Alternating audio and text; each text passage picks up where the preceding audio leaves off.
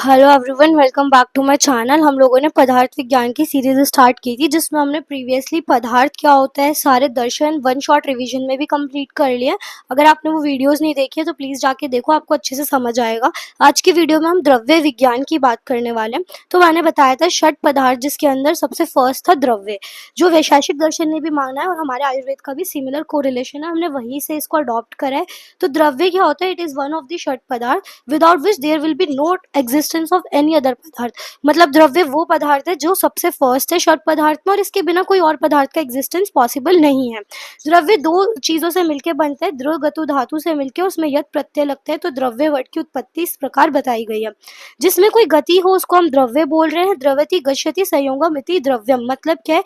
जो किसी संयोग से कुछ गमन या गति इसके अंदर प्रेजेंट हो, जिसके अंदर कोई संयोग क्रिया हो, उसको हम बोलते हैं द्रव्य। तो यहीं पे आपको ये वाली निरुक्ति याद रखनी है, संयोग गमन और गति को ही हम द्रव्य बोल रहे हैं। द्रव्य के लक्षण से शॉर्ट क्वेश्चन आते हैं, तो this is very important for 5 marks. इसमें आपको फर्स्ट डेफिनेशन तो याद भी होगी, अगर नहीं है तो आप यहाँ से याद करो। यत्र आश्रितः कर्म गुणाः कारणम समवाय यत् तद् द्रव्यम। मतलब ऐसा पदार्थ जिसके अंदर गुण और कर्म, ये दो क्वालिटीज, गुण जो क्वालिटीज को बोल रहे हैं और उसका कर्म, ये दोनों आश्रित हो और समवाय संबंध से, मतलब उसे सेपरेट ना कर सके ऐसे संबंध से। एंड इस कारण फॉर द्रव्य गुण कर्म इज कॉल्ड एज द्रव्य। मतलब जो द्रव्य है उसके अंदर कौन तीन चीजें रहती है? कर्म गुण कारण, और ये समवाय संबंध से रहते हैं, तो इसकी वजह से हम इसको बोलते हैं द्रव्य। अब द्रव्य के लक्षण की बात करें तो ये क्या होता है? द्रव्य इस क्रियावान, तो कोई कर्म क्रिया करने के लिए रिस्पॉन्सिबल है, उसके अंदर गुण प्रेजेंट होता है और समवाय कारण से ये रहता है। जिसके अंदर क्या होता है? इस तंतु को हम समवाय कारण रीजन लेके चलते हैं कि ये बिल्कुल इनसेपरेबल है, तो वो द्रव्य के लक्षण में आता है। वैशेषिक दर्शन ने भी सेम चीज बताई है। उसके बाद आता है इसके अंदर गुणतव और द्रव्यतव जाति प्रेजेंट होती है, ये भी लक्षण द्रव्य के बताए गए न्याय दर्शन के अनुसार। फिर उसके बाद है कि भाव प्रकाश ने क्या बताया है? जिसके अंदर रस गुण वीर्य विपाक कर्म आदि रहते हैं, उसको हम द्रव्य कहते हैं। मतलब द्रव्य एक तरीके का आश्रय जिसके अंदर कौन आश्रित है? रस गुण वीर्य एंड विपाक। फिर बताया गया कि द्रव्य, अब द्रव्य तब उसकी जाति हो जाएगी, गुण कर्म उसमें समवाय संबंध से रहेंगे और समवाय कारण होने के कारण इसके अंदर द्रव्य को हम द्रव्य गुण कर्म उसका क्या है? समवाय कारण, आपस में बिल्कुल इनसेपरेबल तरीके से रह रहे हैं। चार लक्षण जो तर्क संग्रह ने बताए वो क्या है? तर्क संग्रह ने बताया कि द्रव्यतम इसकी जाति है, ईश द्रव्य उसकी अपनी ओन जाति है। कैसे? अगर हम गौ की बात करें, काउस की, तो उनके क्या होगा? उसके अंदर गौतव होगा, वो उसकी पूरी जाति होगी। दंड में दंडतव उसकी जाति हो गई। गुण की बात करें तो समवाय संबंध से जो भी गुण, अगर मान लो कोई ठंडी चीज है तो उसका गुण शीत है, तो वो द्रव्य पूरा का पूरा उसकी पोटेंसी ठंडी हो जाएगी। कोई चीज गर्म है, मिल्क बॉईल कर दिया, उसके अंदर गुण क्या है? अब उष्ण गुण है, तो मिल्क अभी जो ठंडा था वो गर्म वाले स्टेट में, तो द्रव्य को जो उसका गुण है वो समवाय संबंध से उसको अपनी प्रॉपर्टीज इम्पार्ट करता है। क्रियात्मक की बात करें अगर हम, कर्म इसके अंदर समवाय संबंध से रहता है जिसकी वजह से कोई भी द्रव्य कोई क्रिया करने में समर्थ होता है। फिर समवाय कारण, तो अब क्या है कि द्रव्य जो है वो समवाय कारण है उसके कार्य द्रव्य का। जैसे अगर हम तंतु की बात करें तो उससे कोई कपड़ा अगर बन रहा है तो वो उसका कारण है।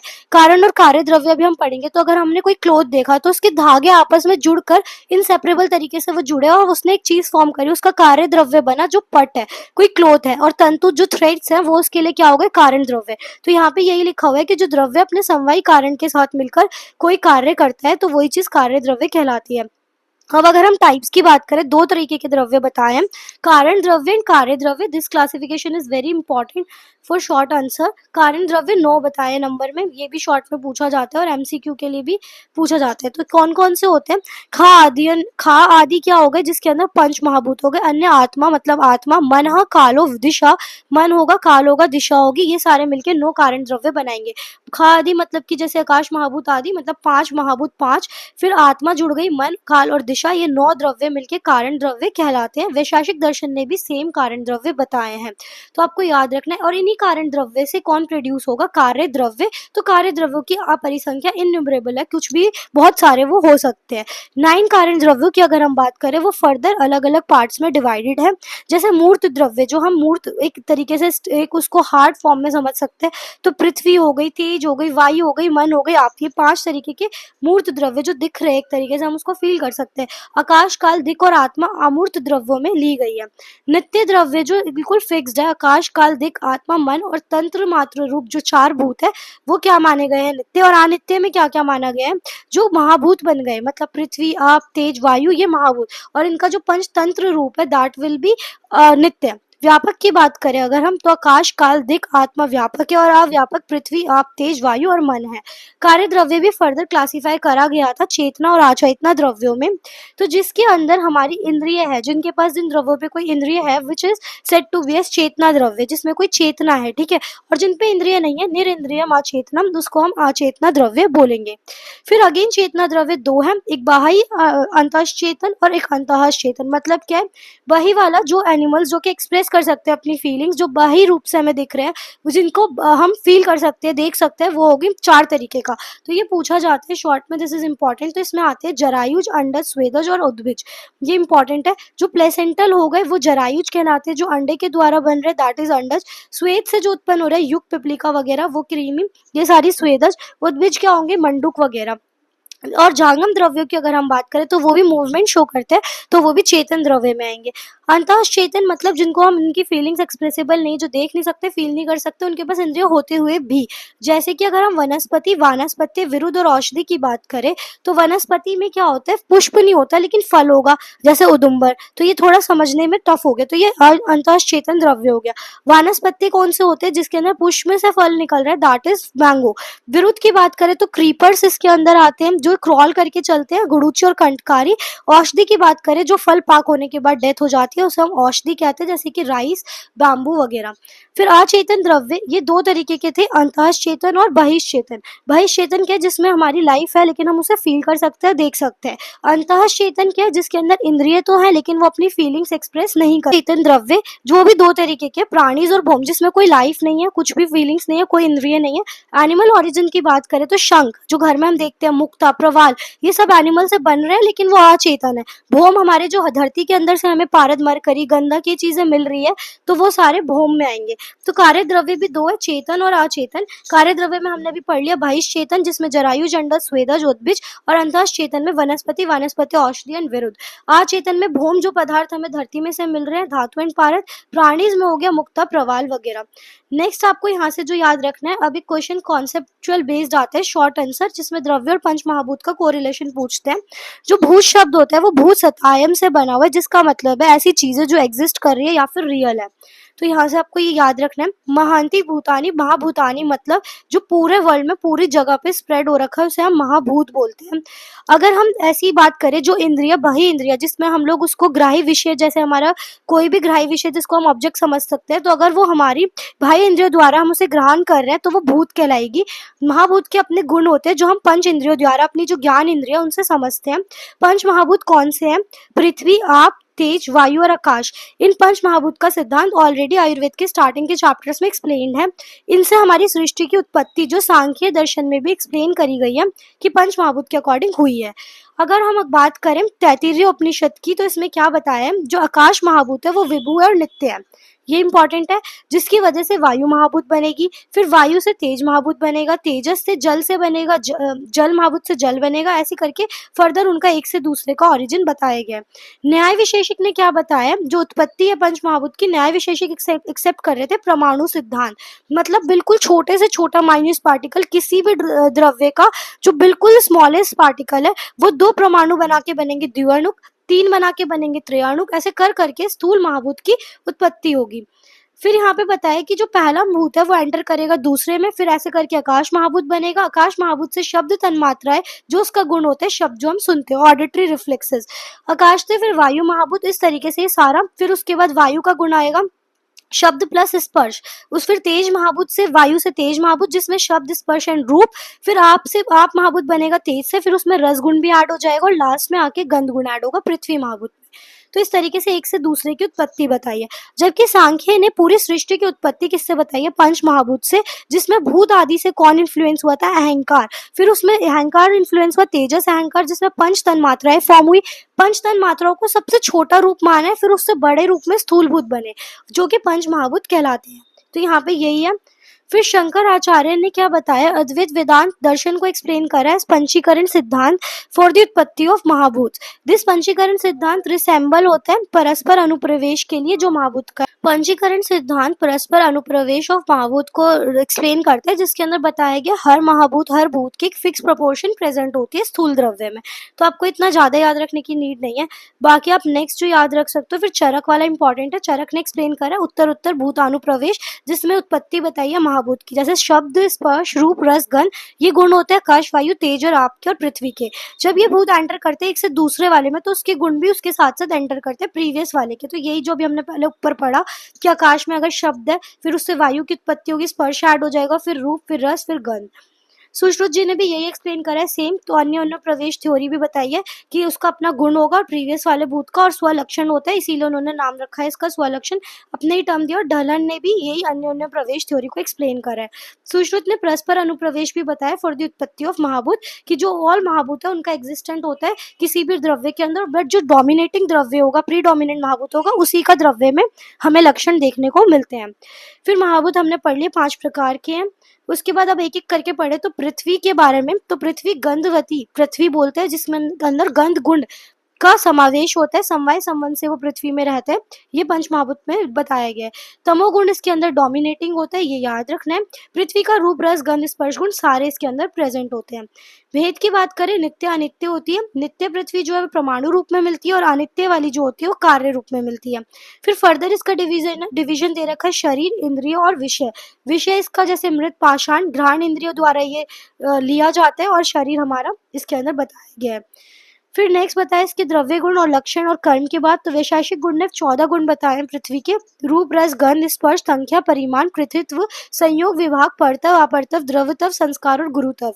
चरक ने एक्सप्लेन करे कर्म ऑफ पार्थिव द्रव्य कैसे बताया है कि जो द्रव्य पृथ्वी है वो खर गुरु कठिन मंद स्थिर विशद सांद्र स्थूल ये वाली होगी पृथ्वी महाभूत की प्रधानता के कारण। इसके अंदर उपचय संघात गौरव और स्थैर्यकरण होगा। और सुश्रुत ने भी ऐसी पार्थिव द्रव्य के अंदर कषाय और मधुर रस प्रधान बस एक चीज ऐड करी है। उसके बाद है पार्थिव शारीर अवयव की बात करें कि हमारी जो बॉडी के पार्ट्स है वो कैसे है, तो वो स्थूल स्थिर मूर्तिमान होते हैं। गुरु खर कठिन जैसे कौन से, जिसमें पृथ्वी गुण प्रधान है, नख अस्थि दंत मांस चर्म वर्ष केश शमश्रु लोम कंडर शरीर गंध घ्राण इंद्रियों द्वारा ये पार्थिव द्रव्यों में ऐड होती है। ठीक है, तो यहाँ पे ऐसे याद रखना है। जल भूत की अगर हम बात करें तो ये शीत स्पर्श वाला होगा, समवाय संबंध से रह रहा है, इसको आप धातु भी बोलते हैं। अब भूत ये प्रीडोमिनेंटली सत्व और तमोगुण से प्रीडोमिनेंस इसका होगा। इसके अंदर रूप रस स्पर्श द्रव स्निग्ध गुण प्रेजेंट होगा, क्लैरिफाइड होता है ये, इसीलिए इसको हम क्लियर वाटर का वली यहाँ से आपको याद रखना है, ये वैशेषिक दर्शन ने मेंशन करा है।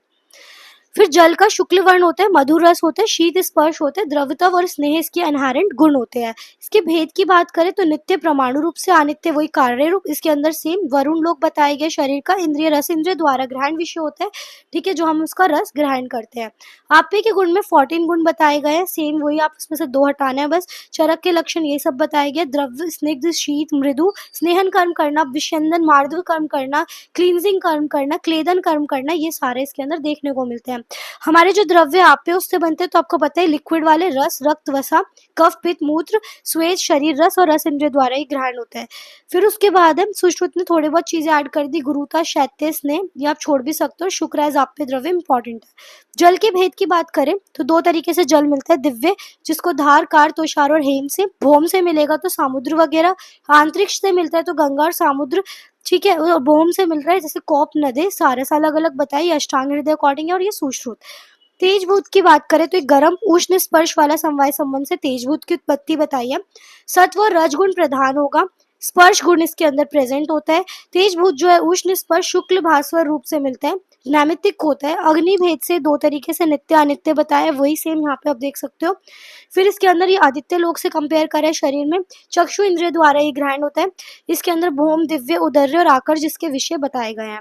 वैशेषिक ने इसमें 11 गुण बताए हैं, बस इतना याद रखो। उष्ण तीक्ष्ण सूक्ष्म लघु रूक्ष विशद रूप गुण इसके अंदर अग्नि द्रव्य में प्रेजेंट होते हैं। देहन पाक कर्म इसका रिस्पॉन्सिबिलिटी है। प्रभा प्रकाश और वर्ण कॉम्प्लेक्शन ये सब तेज महाभूत से आता है।